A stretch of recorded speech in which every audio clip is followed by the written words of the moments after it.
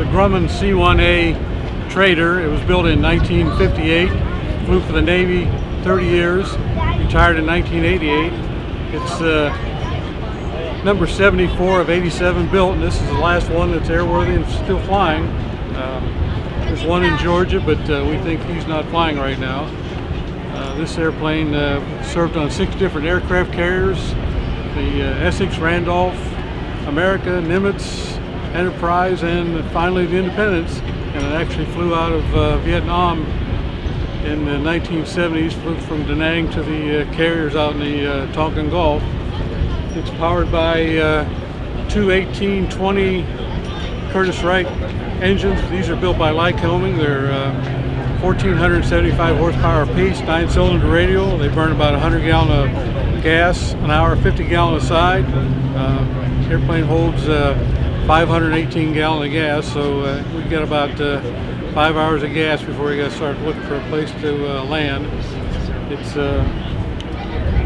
retractable gear, folding wings, tail hook. It's got 824 traps with the Navy and 190 catapult shots, so that's a good trivia question for people. It trapped 824 times, but how did it get off? Why the difference? And the answer is this airplane had enough horsepower that it could do a free deck launch when it was backed up to the stern. They used full power, set the brakes, and with the carrier steaming at probably 18 knots, it could get off the carrier at full gross weight without using a catapult. So, and the crews preferred that because it was a lot easier on the airplane. So we can walk around this way, and got big blister windows here, which were used on the S2. It was for the S2 is another version of this airplane, and it was used for anti-submarine warfare. And with the blister, you can look straight down and see what was directly below you. You can see this big heavy nose gear here. It's full castering. The U.S. mail symbol on the nose gear is official, because this was a Navy mail plane from 58 to 88. It was also the taxi cab and the pickup truck to the carriers. The 62 on the nose was for the Independence. During its career, the nose markings were different. Sometimes you see the bureau number on the nose, 044. Other times you see the 62, which would distinguish the Independence. We have a picture of this airplane when it was on the Nimitz, and of course 68 was on the nose end. That was the bureau number for the Nimitz. The White E is a award given to the airplane for maintenance if it had superior maintenance. The DC is an award that was given to the crews for excellence.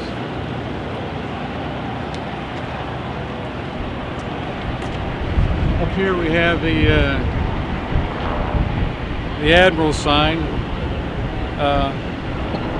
This one shows we're carrying a 2-star Admiral. So here's the impressive part: the wing fold.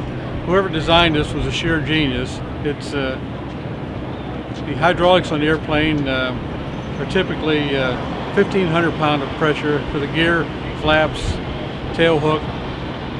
But when we exercise and spread and fold the wings, it boosts up to 3,000 pounds.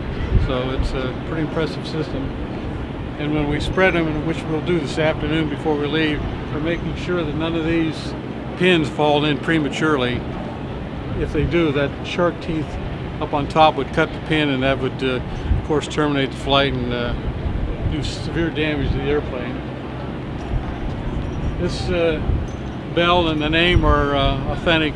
This is what she wore when she was on the Independence. Of course, the Liberty Bell signifies the USS Independence, and they called her Miss Bell. When she was on the Nimitz, it was called Salt 1, and on the USS America, she was called Miss America. So a little bit of trivia there. And this airplane was on BRC-40. That's a East Coast base squadron. And like I said, this airplane was also used in Vietnam. It was TDY to VRC-50 when in 1970 when the C2s had propeller problems. They brought 8 or 10 of these back off the carriers and brought them into Da Nang to service the carriers out in the Tonkin Gulf.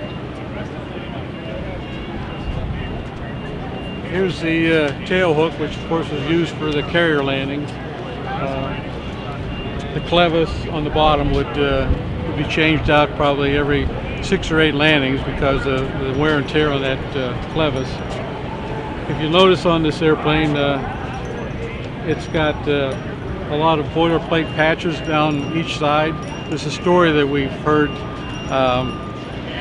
that fits the time frame for this airplane. 2 female ensigns were trapping on the Independence, and they were on short final and were given a wave off by the LSO, but there was only one problem. As they got in closer, the hook caught the one of the wires, and this airplane was brought out of the sky from probably 3 to 4 feet in the air and slammed onto the deck. So those are all repair patches, and we think that probably fits this airplane. There's one of these on the USS Midway out in San Diego, and the fuselage is clean. There's no boilerplate patches anywhere on it. So this one's been rode hard and put away wet, but we love her. Now we're inside the C1. It's like I said, a Navy mail plane, pickup truck, taxi cab to the carriers. Normally it would have 9 seats in the back. And of course the Admiral would ride up here on the right side, right behind the pilot. There's a little lavatory in the back here. To our right, the overhead hatch is used for getting up on top to service the airplane and fuel and check oil and remove the jury struts. During Christmas and Thanksgiving time, all these seats would be taken out and they'd fill this airplane up with mail bags, and the crew would actually get in through the top hatches in front because the back end here was so jammed up with cargo and everything. So here's on the back here we have a picture of 3 of these airplanes, and the one in the lead is this actual airplane, 044, and that was during a retirement ceremony taken at NAS Willow Grove. That was in September of 1988 when they were going to retire them to the boneyard out in Davis Mountain in Tucson. We can come forward here.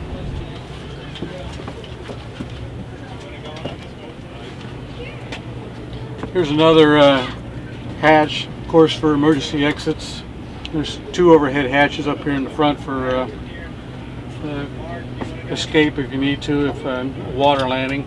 In fact, I used that one on the left side and on the airplane's birthday in August of 2002 when the right engine exploded. We landed in a cornfield, and I went out through the top once we got down on the ground and composed ourselves. Maybe come on up here and I can point out some things. It's a 2-pilot airplane, captain and co-pilot. The center console contains the autopilot. It would have been used. This one's not working, but it's still there as the original piece. All the overhead radio is original to the airplane. You can see throttles, the gear handle, prop and mixtures, flap handle, and the tail hook are above that.